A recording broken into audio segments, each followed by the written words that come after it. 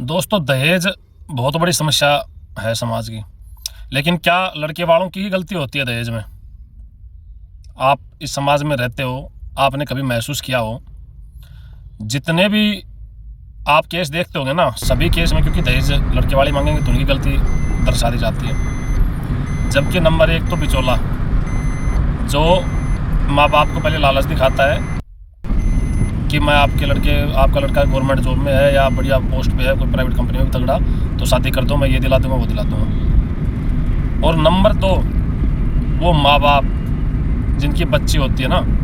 आप एक चीज़ सोच के देखना दोस्तों, समाज में आप भी होगे, मैं भी होऊंगा, सब आ चुके। अभी कल का एसएससी का रिजल्ट आया था, मेरे मामा का लड़का लगाए। जो इंसान ग्रामीण क्षेत्रों में तो विशेषकर, जो इंसान गवर्नमेंट जॉब में है ना, उसकी सगाई कराने वाले हजार आ जाएंगे और भांति भांति के लालच लेकर आ जाएंगे। लेकिन जब तक वो जॉब में नहीं लगा है तो कोई नहीं आएगा। मतलब एक लड़की के माँ बाप को जॉब वाला ही चाहिए, वो किसी किसान या एक आम आदमी से, एक नॉर्मल गरीब लड़के से कभी भी शादी नहीं करेगा।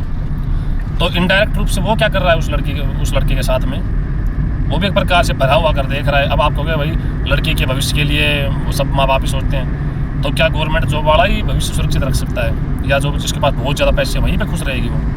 बहुत बड़े, आपको पता होगा, सबसे बड़े जो पैसों वाले उनका तलाक हो गया।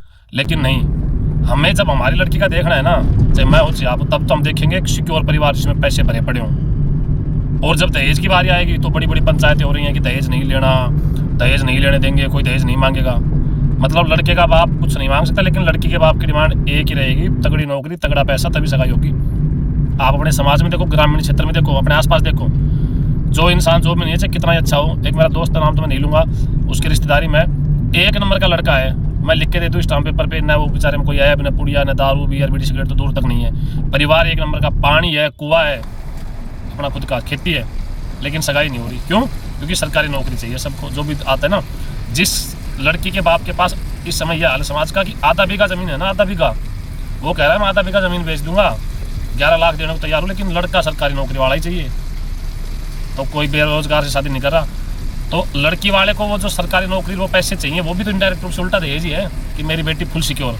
लेकिन कोई भी सरकारी नौकरी में लगी हुई लड़की, आप मेरे को 10-20 एग्जाम्पल लाके देना कि लड़की सीजीएल में लग रही है, लड़की बहुत तगड़ी पोस्ट पे लग रही है, और उसने एक बिल्कुल गरीब परिवार की लड़की शादी कर ली, अरेंज मैरिज। लव मैरिज 50% हो भी सकती है, अरेंज मैरिज। लेकिन ऐसे हजार एग्जाम्पल हैं जिनमें लड़का जॉब में है, लड़की जॉब में नहीं है, और खूब गरीब परिवार से, जो 10वीं 12वीं पास मुश्किल से ना, लड़कियाँ फैल भी हैं 10वीं फैल भी, उनके भी माँ बाप गवर्नमेंट जॉब वाले ढूंढते हैं कि मेरी बेटी आराम से ऐश करे, कुछ करना ही ना पड़े। और फिर दहेज लड़कों ने मांग लिया। वो जो इनडायरेक्ट, जो अप्रत्यक्ष दहेज मांग रहे हैं कि अभी आगे घर ऐसा भरा होना चाहिए तो ही शादी करनी, नहीं करी, वो किसी को भी नहीं दिख रहा समाज में, कहीं भी किसी को भी। मैं कोई दहेज का समर्थन नहीं कर रहा, लेकिन लड़कियों के जो माँ बाप हैं और लड़कियाँ, इनकी जिम्मेदारी बनती है ना, जो बिना नौकरी वाले, जो गरीब परिवार हैं, जो अच्छे परिवार, उनसे तो करें कम से कम, दारू थप्पड़ नशे से मत करो आप, लेकिन उनसे तो करो ना। लेकिन कोई नहीं करती है। कुछ रेलों में भी आती हैं, कुछ डायलॉग मारती हैं कि मुझे गरीबी चाहिए, बस मेरा कोई नहीं करेगी किसी के बाप से भी गरीब से शादी, गारंटी लेता हूँ। कोई लव मैरिज के चक्कर में फंस जाए तो वैसे फंस जाए, अरेंज मैरिज कोई गरीब से नहीं करती है। तो दोस्तों, जो वो कुप्रथा है ना, उस कुप्रथा, तो वो तो कुप्रथा है ही दहेज, तो वो तो सदा से ही समाज के लिए। लेकिन उसके अलावा जो ये कुप्रथा चल रही है ना, इस पर थोड़ा सा ध्यान देना, जिस पर ध्यान ही, जिस पर कोई मीटिंग नहीं हो रही है और उस पर डेली मीटिंग हो रही है, और फिर भी मेरी बात का किसी को बुरा लगा हो, किसी भाई को, तो क्षमा चाहता हूँ। जय हिंद, जय भारत, जय श्री श्याम, भगवान श्याम आप सब पर अपनी कृपा दृष्टि बनाए रखें।